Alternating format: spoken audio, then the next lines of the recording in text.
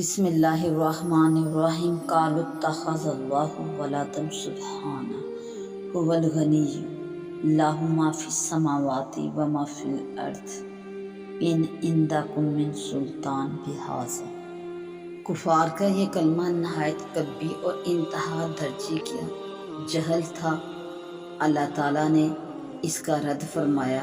کفار کہتے تھے کہ اللہ تعالیٰ کے ہاں اولاد ہے، اللہ تعالیٰ اولاد رکھتا ہے۔ یہاں مشرکین کی اس قول کے 3 رد فرمائے۔ پہلا تو کلمہ سبحانہ میں ہے، جس میں بتایا گیا کہ اس کی ذات ولد سے منزہ ہے کہ وہ واحد حقیقی ہے۔ دوسرا هو الغنی فرمانے میں ہے کہ وہ تمام خلق سے بے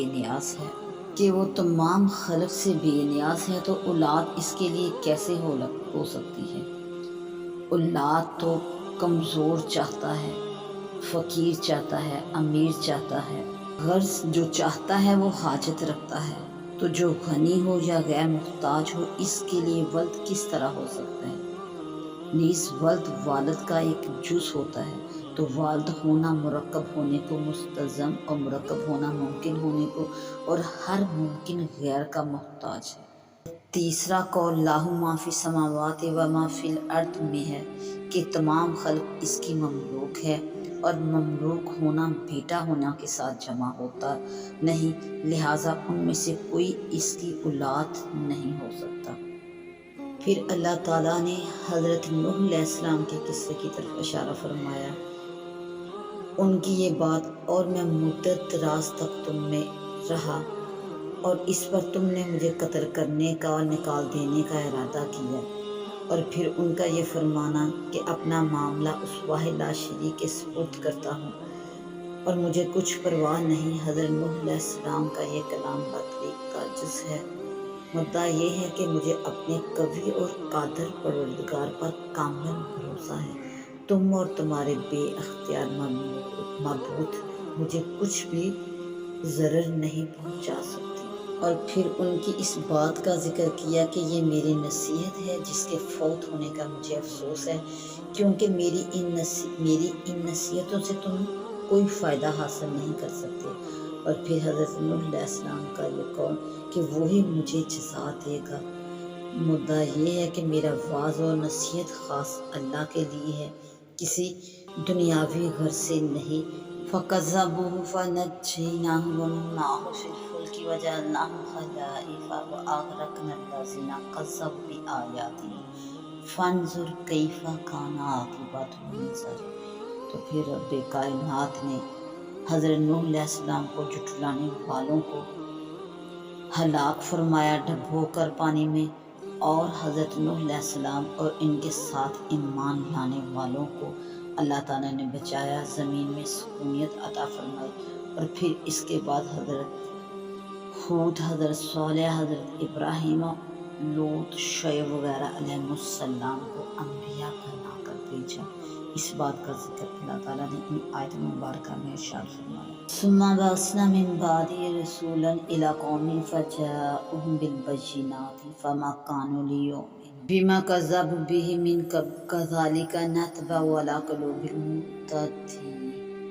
ثم بعثنا من بعدهم موسى وهارون الى فرعون وملئه بآياتنا فاستكبروا وكانوا قوما مجرمين۔ پھر اللہ تعالیٰ نے حضرت موسیٰ علیہ السلام اور حضرت ہارون علیہ السلام کو اپنا روشن دین دے کر فرعونیوں اور اس کے درباریوں کی طرف روانہ فرمایا کہ جا کر اپنے دین کی دعوت دیں اور دین ملت پر چلائیں اور بت پرستی اور فرعون کے ظلم و ستم کو ختم فرمائیں۔ مگر اس سرکش اور متکبر فرعون نے چاہا کہ حضرت موسیٰ علیہ السلام کے معجزہ کا مقابلہ باطل سے کرے اور دنیا کو اس مغالطہ میں ڈالے گئے۔ حضرت موسیٰ علیہ السلام کے معجزات معاذ اللہ جادو کی قسم سے ہیں۔ لما جاء السحرة قال لهم موسى ألقوا ما أنتم ملقون۔ یہ سب حضرت موسیٰ علیہ السلام نے اس لیے فرمایا کہ حق اور باطل ظاہر ہو جائے اور جادو کے کرشمے جو وہ کرنے والے ہیں ان کا فساد واضح ہو۔ جائے۔ اور یہ واضح اور کھلی دعوت اس وجہ سے دی گئی کہ جو جادو تمہیں کرنا ہے وہ کرو، تاکہ حق اور باطل کا اعلانیہ طور پر اظہار ہو۔ فلما القوا قال موسیٰ ما جئتم به السحر ان اللہ سیبطل ان اللہ لا یصلح عمل المفسدین۔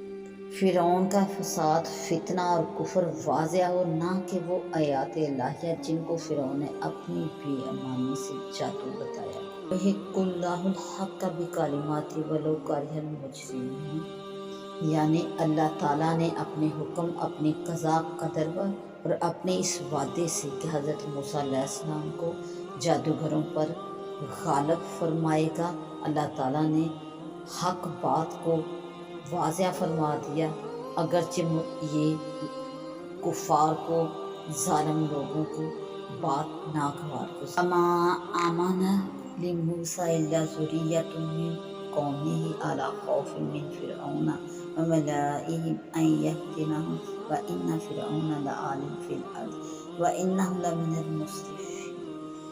اس میں نبی کریم صلی اللہ علیہ وآلہ وسلم کی تسلی ہے کہ آپ اپنی امت کے ایمان لانے کا نہایت اہتمام فرماتے تھے اور ان کے اعراض کرنے سے مغموم ہوتے تھے۔ آپ کی تسلیم فرمائی گئی کہ باوجود یہ کہ حضرت موسیٰ علیہ السلام نے اتنا بڑا معجزہ دکھایا، پھر بھی تھوڑے لوگوں نے ایمان قبول کیا۔ ایسی حالتیں انبیاء کو پیش آتی رہی ہیں۔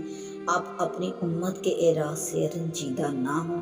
من قومہ میں جو ضمیر ہے وہ یا تو حضرت موسیٰ علیہ السلام کی طرف راجع ہے، اس صورت میں قوم کی ذریعے سے بنی اسرائیل مراد ہوں گے جن کی اولاد مصر میں آپ کے ساتھ تھی، اور ایک قول یہ ہے کہ اس سے وہ لوگ مراد ہیں جو فرعون کے قتل سے بچ رہے تھے، کیونکہ جب بنی اسرائیل کے لڑکے کو بحکم فرعون قتل کیا جاتا تو بنی اسرائیل کی بعض عورتیں جو قوم فرعون کی عورتوں کے ساتھ کچھ رسم و راہ رکھتی تھی، وہ جب بچہ پیدا ہوتا تو اس کی جان کے اندیشے سے وہ بچہ فرعونی قوم کی عورتوں کو دے ڈالتے۔ ایسے بچے جو فرعونیوں کے گھروں میں پلے تھے اس روز حضرت موسیٰ علیہ السلام پر ایمان لے آئے جس دن اللہ تعالیٰ نے آپ کو جادوگروں پر غلبہ دیا تھا۔ اور ایک قول یہ ہے کہ یہ ضمیر فرعون کی طرف راجع ہے اور قوم فرعون کی ذریعہ مراد ہے۔ حضرت ابن عباس رضی اللہ تعالیٰ عنہ سے مروی ہے کہ وہ قوم فرعون کے تھوڑے لوگ تھے جو ایمان لائے۔ فرعون نے بندہ ہو کر خدائی کا دعویٰ کیا، جبکہ اللہ تعالیٰ اپنے فرمانبرداروں کی مدد کرتا اور دشمنوں کو ہلاک فرماتا ہے۔ اس آیت مبارکہ میں اسی کی طرف اشارہ ہے۔ وَأَوْحَيْنَا إِلَىٰ مُوسَىٰ وَأَخِيهِ أَن تَبَوَّآ لِقَوْمِكُمَا بِمِصْرَ بُيُوتًا وَاجْعَلُوا بُيُوتَكُمْ قِبْلَةً وَأَقِیمُوا الصَّلَاةَ وَبَشِّرِ الْمُؤْمِنِینَ۔ حضرت موسیٰ علیہ السلام کی قوم کو حکم ہوا، حضرت موسیٰ علیہ السلام کو وحی فرمائی گئی۔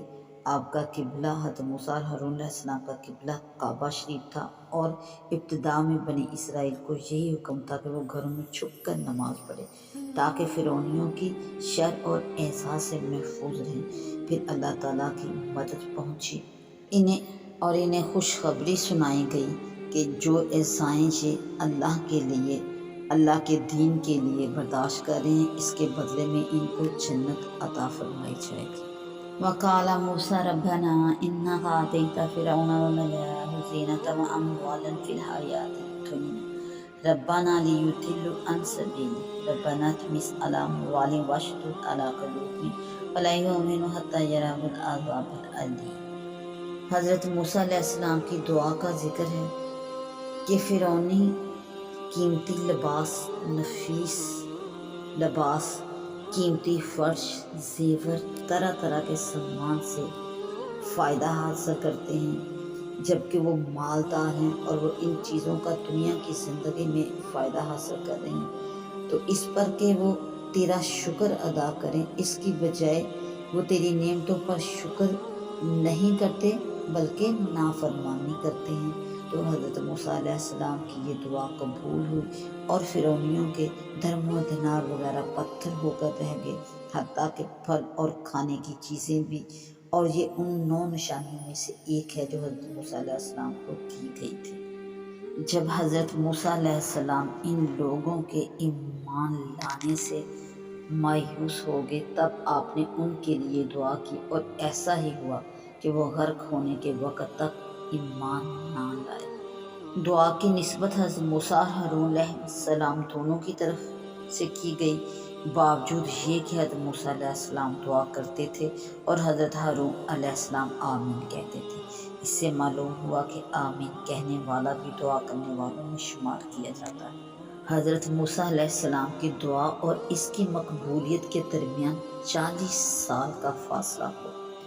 وَجَاوَزْنَا بِبَنِي إِسْرَائِيلَ الْبَحْرَ فَأَتْبَعَهُمْ فِرْعَوْنُ وَجُنُودُهُ بَغْيًا وَعَدْوًا حَتَّىٰ إِذَا أَدْرَكَهُ الْغَرْقُ قَالَ آمَنْتُ أَنَّهُ لَا إِلَٰهَ إِلَّا الَّذِي آمَنَتْ بِهِ بَنُو إِسْرَائِيلَ وَأَنَا مِنَ الْمُسْلِمِينَ۔ جب بنی اسرائیل دریا پار کر گئے تو فرعون اور اس کا لشکر دریا میں ان کا پیچھا کرنے کے لیے داخل ہوئے۔ یہاں غرق ہوئے تو فرعون نے باتمنی قبول ایمان کا مضمون 3 مرتبہ تکرار کے ساتھ ادا کیا، لیکن یہ ایمان قبول نہ ہوا، کیونکہ ملائکہ اور عذاب کے دیکھنے کے بعد ایمان مقبول نہیں۔ اگر حالت اختیار میں وہ 1 مرتبہ بھی یہ کلمہ کہتا تو اس کا ایمان قبول کر لیا جاتا، لیکن اس نے وقت کھو دیا، اس لیے اس سے یہ کہا گیا جو آیت میں آگے مذکور